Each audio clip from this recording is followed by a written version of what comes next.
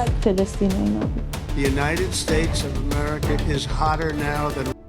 Imagine this, a country where giving the death penalty is not something extraordinary, where the government often crushes opposition using fear. And then suddenly, a news breaks. The execution of 800 people has been stopped. This is not just a decision. This is a signal.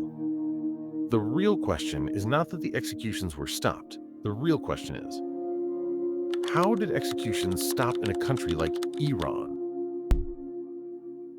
Iran is one of the few countries in the world where the death penalty is used very frequently.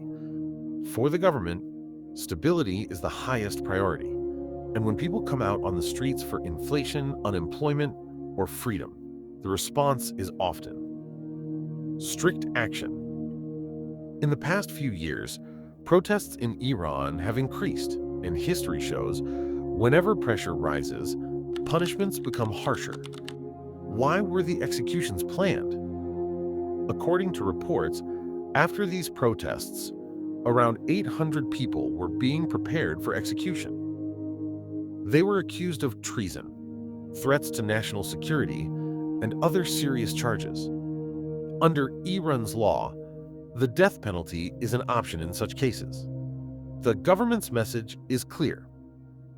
Opposition has a price, but this time, before sending that message, something changed. How and why were the executions stopped? Main three reasons. International pressure. The first reason, international pressure. The United States, the United Nations, and human rights organizations were closely watching the situation. From the White House, words like serious consequences were used. Iran knows. Global pressure does not stay limited to words. It affects sanctions and diplomacy. Fear inside the country, domestic unrest. The second reason, fear within Iran itself. Protests were already happening. If 800 people were executed, it would be like adding fuel to the fire. And for the government, controlling the situation would become much harder. So before the executions, a pause was applied. Strategic delay. The third and most important reason, strategy. This decision was not about mercy.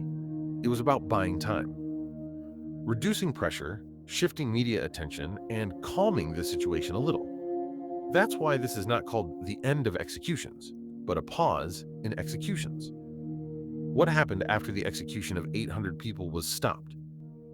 When Iran announced the pause on the execution of 800 people, the impact was felt immediately, inside the country and outside it. First, the international reaction began to change. Countries that were openly criticizing Iran slowed down their statements. The pressure did not disappear, but it became less aggressive. Human rights organizations called the pause a temporary relief, not a solution. They made it clear. This was not justice.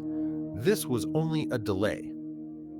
For Iran's government, this was exactly the goal: to reduce heat, to cool down the situation, to gain time.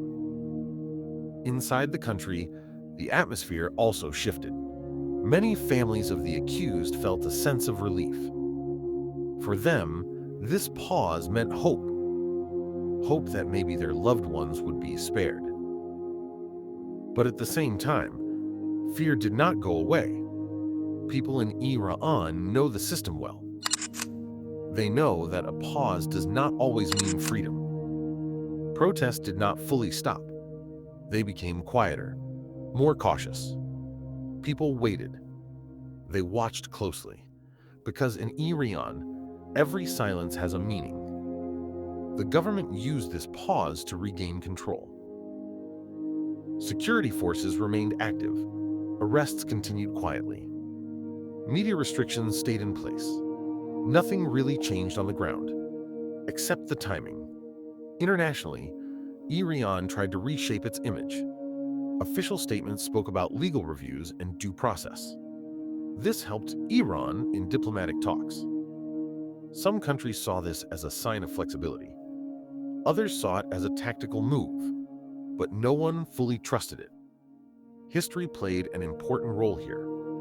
Iran has paused executions before, and many times when global attention faded, the same punishments returned. This is why experts say the pause was not the end. It was a strategy to wait until the world looked somewhere else. Another important change was in media coverage. Headlines moved on. New crises appeared. Attention shifted. And this is often the most dangerous moment. Because when pressure drops, decisions can quietly return. Is Iran afraid? The question arises.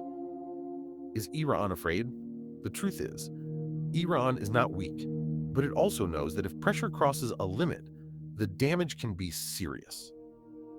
This fear is about the system itself, so that control does not slip away. Is this humanity or strategy? Some people are calling this a victory for humanity. But history shows Iran has taken such pauses before, and when pressure reduced, the same decisions were brought back. So it is hard to say whether this is mercy or simply a calculated move. What happens next? Will Iran play the game? What happens next? That is the biggest question. Will this pause become permanent? Or when the world looks away, will the same decisions return? Iran's past shows that it often plays the long game. Today, a pause. Tomorrow, a decision. Iran has stopped the execution of 800 people, but it would be wrong to believe the story ends here. Because here, stopping executions is not justice. It may just be a wait.